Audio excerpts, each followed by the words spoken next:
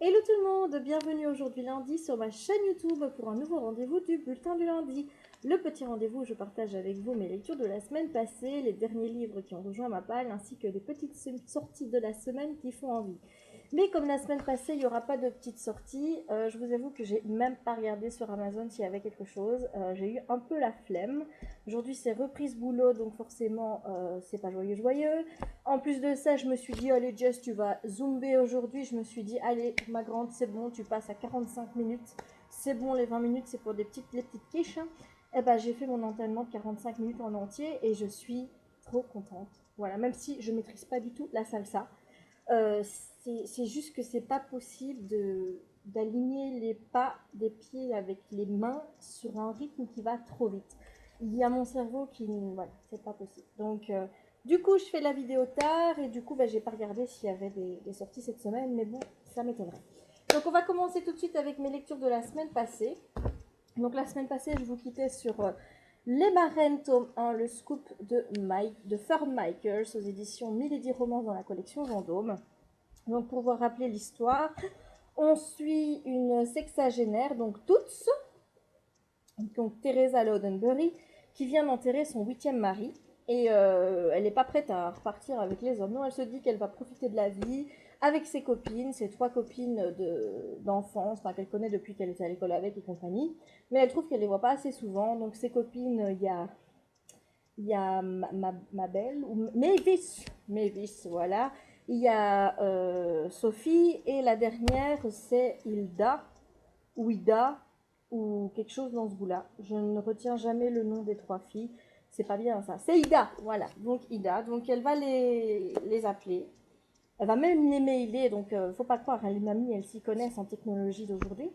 Elle va donc mêler ses copines. Elle va dire, écoutez, bon, je viens d'enterrer mon 8e mari. Il faut qu'on se voit. Ça fait trop longtemps qu'on ne s'est pas vu. Et bon, quand elle va voir ses copines, elle va s'apercevoir qu'elles ont beaucoup changé durant les 3-4 dernières années où elle les a pas vues. Et elle va décider de les reprendre en main. Voilà, je vous en dis pas plus, vous verrez bien en quoi est-ce qu'elle veut les reprendre. Et au même moment, elle apprend que sa fille qui habite Los Angeles, Abby, a des problèmes à son travail puisque le tenancier, enfin le propriétaire du journal est un petit con qui, euh, qui aime bien jouer au jeu à Las Vegas. Il a une ardoise hyper colossale. Il décide de vendre son journal et donc pour vendre plus facilement, il dit que bon, toute l'équipe sera virée en gros. Donc elle a peur de perdre son boulot, donc c'est un tabloïd, mais elle aime ça. Elle ne veut pas travailler en tant que journaliste politique ou quoi que ce soit, elle veut vraiment s'intéresser à la vie des people. Du coup, sa maman, qui aime bien se mêler de tout, va avoir une idée mais brillante, ça je vous dis pas l'idée, vous verrez bien, et donc elles vont décider d'aller à Los Angeles toutes les 4 pour aller rendre visite à Abby. Qu'est-ce que j'en ai pensé? Eh bien je dois dire que j'ai bien aimé, je trouvais ça assez frais, assez léger, j'ai beaucoup aimé découvrir les 4 sexagénaires. Elles avaient toutes voilà, quelque chose dans leur vie qui clochait, et elles essayaient un petit peu d'essayer de surmonter soit les problèmes qu'elles avaient, ou alors d'apprendre enfin à vivre. Et moi, j'ai beaucoup aimé les découvrir. Elles étaient très différentes toutes les 4. Ma préférée, c'est Mavis, parce elle est trop gentille. Voilà, on a beau lui dire quoi que ce soit, elle dit toujours oui à tout, elle s'énerve pas, elle est toute calme. Et moi, je la vois comme une gentille mamie, toute douce, toute adorable, tout en douceur. Et moi, voilà, c'est Mavis que j'ai préférée. Par contre, j'ai eu beaucoup de problèmes avec toutes parce que, mon Dieu, ce que ces femmes peuvent être directives, mais dans la vie de tout le monde, que ce soit de sa fille, ses copines et compagnie. S'il y a quelque chose qui lui plaît pas, eh bien, elle a décidé de le changer chez vous, que ça vous plaise ou pas. Voilà. Alors, elle commence à prendre des rendez-vous pour vous partout, partout, partout. Vous n'avez qu'à suivre, hein. Il n'est pas question de dire non à toutes, évidemment. Moi, ça m'a saoulée. Et le gros truc qui m'a saoulée avec elle, c'est qu'elle n'arrête pas de répéter tout le long du livre qu'elle est pétée de thunes au point qu'elle peut dépenser et dépenser et dépenser, qu'elle n'aura jamais assez de temps pour tout dépenser avant de mourir. Et ça m'a saoulée. Une fois, 2 fois, ok, tout le temps, c'est bon, quoi. Elle est pétée de thunes, nous, on l'est pas. Donc, c'est pas la peine de nous rappeler tout ce qu'elle a et qu'on n'a pas. Voilà, en gros, donc ça m'a vraiment saoulée. Et le dernier truc que j'ai pas trop aimé, c'est la fin. Je trouvais que ça venait trop rapidement. Il manque vraiment des liants. C'est-à-dire qu'on voilà, il y a toute une situation qui se met en place où toute se rend compte qu'elle a peut-être fait une connerie. Et du coup, après, voilà, il y a une enquête qui se met en place. Et en gros, on vous donne les 3 quarts. Et puis après, vous arrivez à la fin. Et le dernier quart, mais on vous le donne pas. Voilà, il faut le digérer comme ça, tout seul. Voilà, donc moi, c'est ça qui m'a un petit peu... que j'ai pas trop aimé. Mais à côté de ça, voilà, j'ai beaucoup aimé ce roman et je lirai le tome 2 avec grand plaisir. Alors ensuite, qu'est-ce que j'ai lu? J'ai lu Charlie Davidson, le tome 1. Donc il s'agit de Première tombe sur la droite de Darinda Jones, paru chez Melody, donc c'est de la bitite. Et j'ai qu'une seule chose à vous dire, c'est oh putain que c'est de la bonne bitite. J'ai trop kiffé, j'ai adoré, c'est gros coup de cœur pour cette saga. Là j'attends sincèrement le tome 2. Je vais me jeter dessus le 24 août parce que j'ai vraiment adoré, adoré, adoré.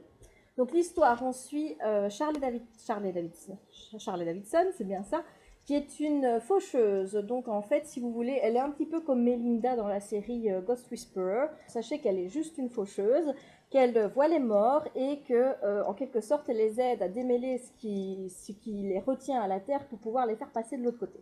Voilà, comme ça, ben, je vous spoil pas du tout.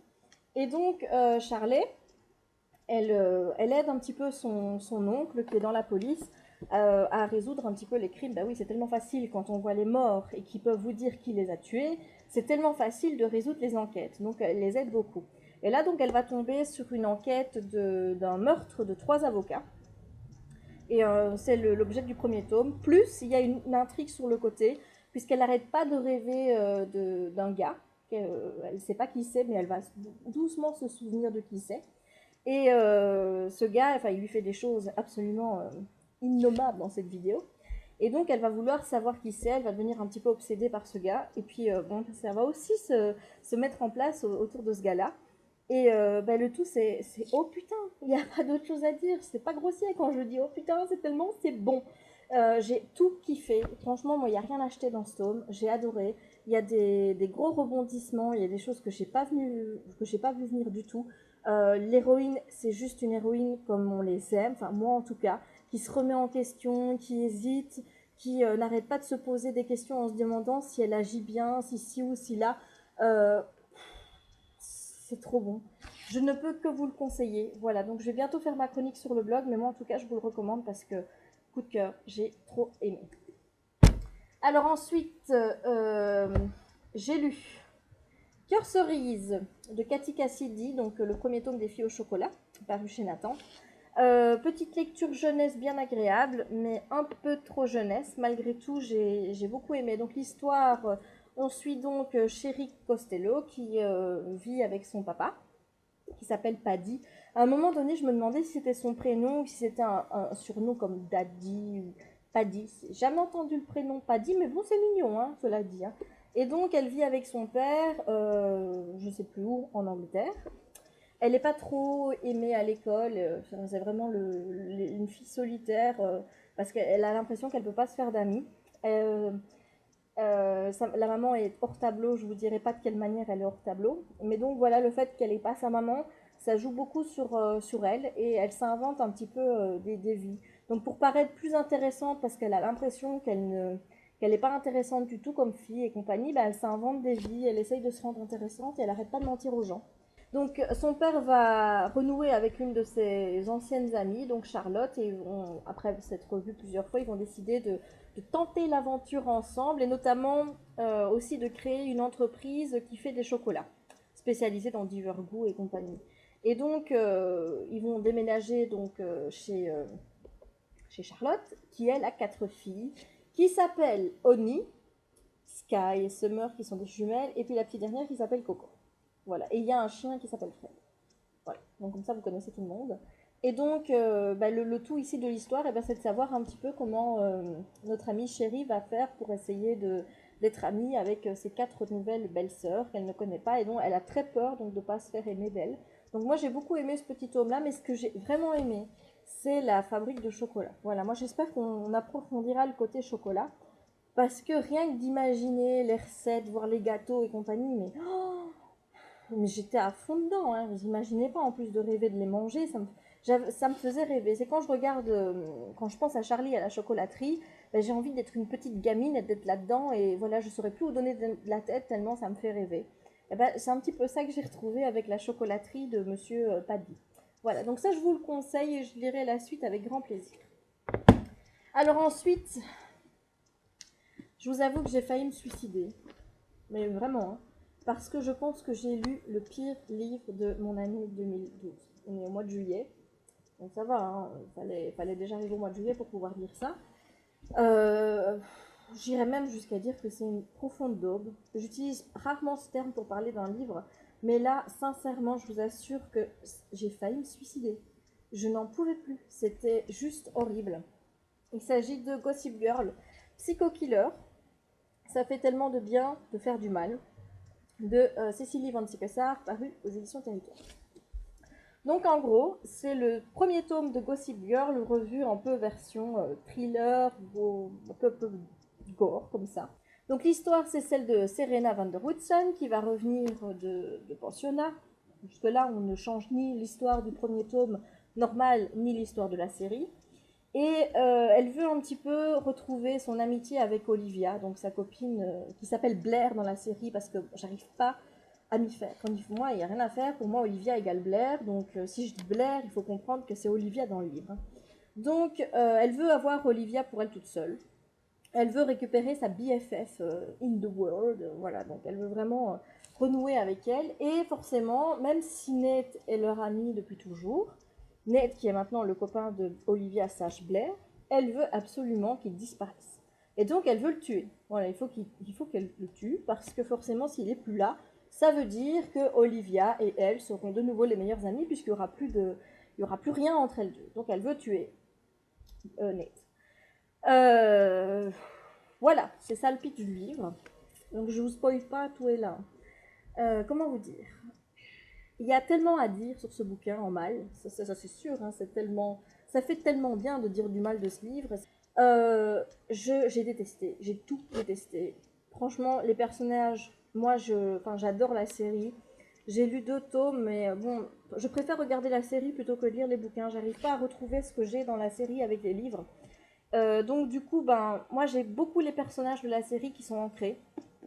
Et là, je les ai pas retrouvés, mais du tout. Vous imaginez Serena qui est une espèce de psychopathe tarée qui veut tuer tout le monde. Parce que c'est pas qu'une histoire de Ned. Vous pourriez penser que c'est une idée qu'elle a en tête, farfelue, en disant oui, celui-là il m'énerve, je vais le tuer, mais qu'elle va pas mettre son idée en application. Non, non, non, non, non, parce que vous allez comprendre vite que Serena n'en est pas à son premier coup, qu'en fait, elle adore tuer les gens. Et que dès qu'on lui dit « Je sais que t'es une vilaine fille, je sais ce que tu as fait, c'est pas bien », tout de suite, vous signez votre arrêt de mort. C'est-à-dire que dans les secondes, vous êtes zigouillé. Elle a un cran d'arrêt sur elle, ou elle va quand même trouver quelque chose dans les toilettes ou quelque chose pour vous zigouiller. Enfin bref, vous êtes mort. Déjà, premier point. Ma Serena, que j'adore dans la série, elle me fait peur. Franchement, maintenant, je ne regarderai jamais plus Serena van der Woodsen avec le même regard. Deuxième chose, vous avez Olivia / Blair, bon, qui est une pétasse dans toutes les versions, on ne déroge pas, qui jalouse un petit peu Serena, on ne déroge pas. Mais là, leur but, puisque toutes les deux sont dans une espèce de compétition pour toujours être la première, et bien là, le but pour elle, c'est de dire, si tu tues 3 personnes sur la journée, moi je vais en tuer 4, juste pour le plaisir d'en tuer un en plus que toi. Vous voyez un petit peu où je vais, là c'est dans la 4e ou même la 10e dimension, enfin bref, ça m'a déplu. Vous avez Dan qui est juste le personnage adorable de la série, le mec trop gentil, trop beau, trop adorable, qu'on a tout envie d'avoir comme petit copain et qui sort avec Serena dans la série. Et il est suicidaire. Et son grand hobby dans la vie, c'est d'écrire des haïkus. Sur le suicide, évidemment. Voilà, je veux dire, voilà, c'est tout le temps comme ça. Bref, voilà, au niveau des personnages, bof quoi. Au niveau de l'histoire maintenant, oui, on suit le fil du tome 1 normal, donc ceux qui l'ont déjà lu vont pas trouver grand chose de différent. L'histoire suit son cours, sauf qu'on adapte en mettant des morts dedans. Alors forcément, on vous répète tout le temps, attention, il faut regarder derrière vous parce que vous ne savez pas qui peut vous m'acheter ou vous taper ou vous frapper, enfin bref. Il y a des petites allusions comme ça tout le temps qui sont hyper mal placées, qui se fondent pas dans le texte. Il y a le fait aussi que vous demandez dans quel monde on vit, parce que moi, généralement, quand il y a autant de meurtres quelque part, il me semble, je dis bien il me semble, qu'il y a des enquêtes de police qui se mettent en place. Donc, si vous vous amenez à l'école avec du sang sur une chemise, il me semble quand même que ça peut paraître louche. C'est comme tout le monde sait qu'Olivia, Serena, tue les gens. Il n'y a personne qui dit rien, qui fait rien. Enfin, Serena est toujours en liberté. Moi, personnellement, je la mettrais soit avec une camisole de force, soit avec, comment dire, soit je la mettrais en prison. Enfin bref, je laisse pas une dingue comme ça dans la rue. Et là, voilà. Bah, pourtant, je peux vous dire qu'il n'y a pas 50 façons de savoir que c'est elle qui a fait le coup. C'est clair, net, évident. Et non, elle s'en sort toujours comme une fleur. Moi, ça m'a complètement fait halluciner. J'ai cru que j'étais dans la 10e dimension au final. Voilà. J'ai eu vraiment envie de me suicider. J'ai tenu bon, j'ai du tout pour voir un petit peu où ça allait m'emmener. Et j'ai détesté. J'ai vraiment détesté. Il n'y a rien de positif à retenir de ce bouquin. Je déteste Dark. Voilà. Au moins comme ça c'est dit. Alors ensuite, c'est fini pour mes lectures passées. Ma lecture en cours, c'est le marquis mis à nu de Sally Mackenzie. Donc c'est le tome 2 de Noblesse Oblige. Paru chez Milady Pemberley. J'en ai lu 70 pages, donc je ne peux pas vous en dire beaucoup.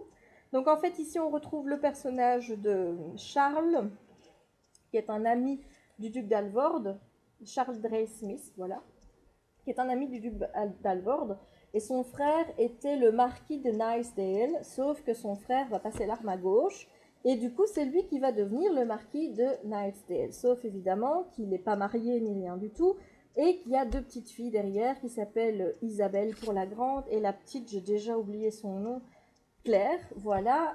Donc les 2 filles de son frère, forcément il va devoir un petit peu les élever du coup et compagnie. Donc il se dit, je vais pas pouvoir rester marquis tout seul, il faut que j'ai une femme, il faut que moi aussi j'ai un héritier, parce que voilà. Donc en fait c'est ça l'histoire. Donc pour le moment j'en suis là. Il a déjà trouvé sa future prétendante, et là je vais vous dire, mais tu nous prends pour qui? Parce que genre il rencontre la fille le matin, il s'aperçoit qu'il la connaît depuis qu'il est tout petit. Il a jamais fait attention à elle, mais d'un coup il se dit tiens je vais l'épouser parce qu'elle a une grosse poitrine. Enfin, allô. Enfin voilà, donc j'essaye de passer un petit peu le cap de ces 24 heures complètement hallucinantes. Bon, je retrouve un petit peu le style du premier, donc je me dis que je vais passer un bon moment, mais là du coup les 24 heures, c'est vraiment allô allô. Hein. Enfin bon. Voilà, donc ça c'est tout pour mes lectures de la semaine. Alors maintenant, les derniers livres qui ont rejoint ma palle. Alors d'abord, il y a les cadeaux de chéri. Parce que vous savez, moi, si je ne vous l'ai pas encore dit, j'ai le meilleur chéri du monde. Parce que, enfin bref, j'ai, disons, un chéri un peu intéressé, on va dire comme ça. C'est que je déteste chéri qui joue à la PlayStation 3. C'est juste le fléau de ma maison, cette PlayStation 3. Parfois, j'ai envie de la balancer par la fenêtre tellement elle m'agace. Elle se met dans mon couple, un petit peu comme Nate se met en travers de Serena et Olivia / Blair, si vous me suivez toujours. Donc, c'est l'objet à abattre dans la maison, c'est la PlayStation 3.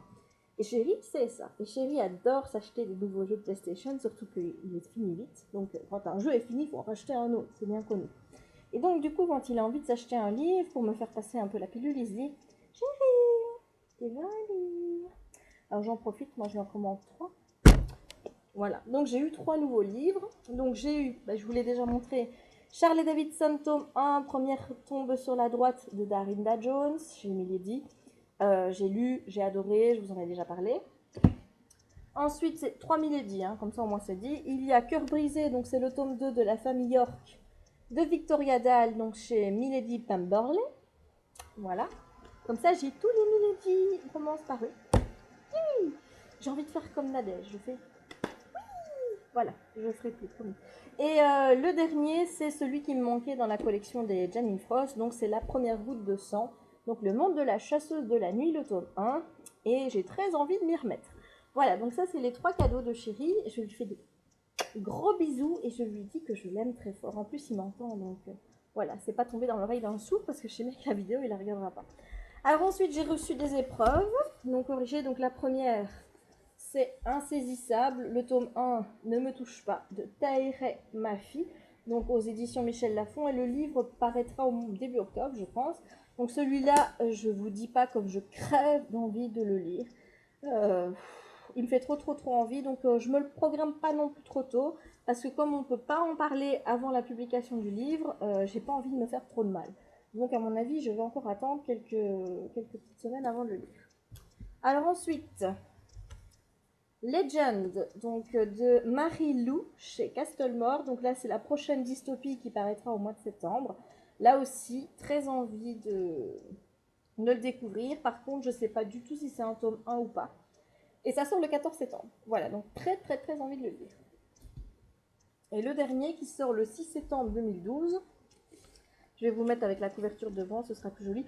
Par la fille, elle me fait penser à Kristen Stewart sur la photo. Fou, je ne l'avais pas vu avant. Il s'agit de Never Sky, donc ça doit être un tome 1, de Véronica Rossi, donc c'est chez Nathan. Voilà, et alors j'adore, c'est qu'on me dit que ce sera en librairie le 13, vous voyez, hein, enfin, je ne vous mens pas, voilà. Et là, on me met que ça sort le 6. Voilà, donc débrouillez-vous avec ça. Ce sera le 6 ou ce sera le 13. Enfin voilà, donc encore un livre qui me plaît de découvrir parce que franchement, j'en entends un petit peu parler et ça a l'air pas mal du tout. Et bien voilà, ben mon rendez-vous du lundi se termine ici, donc j'ai encore blablaté beaucoup. C'est pas grave, hein, vous aimez ça, n'est-ce pas? Voilà, donc je vous fais des gros bisous et je vous donne rendez-vous la semaine prochaine pour une nouvelle vidéo du bulletin du lundi. Gros bisous à tout le monde. Ciao!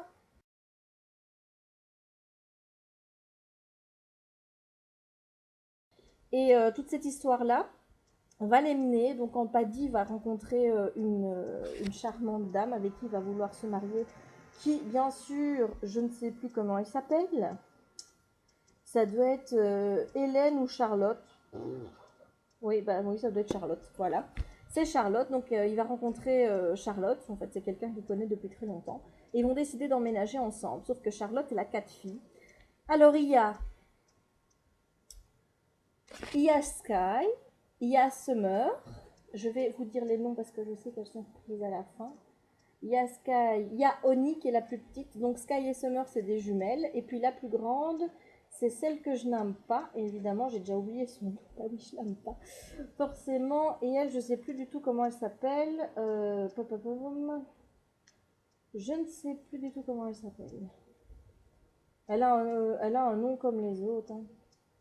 Ce serait Oni, Oni la grande. Oni, et attends, il y a Oni, il y a Sky, il y a Summer, et la plus petite c'est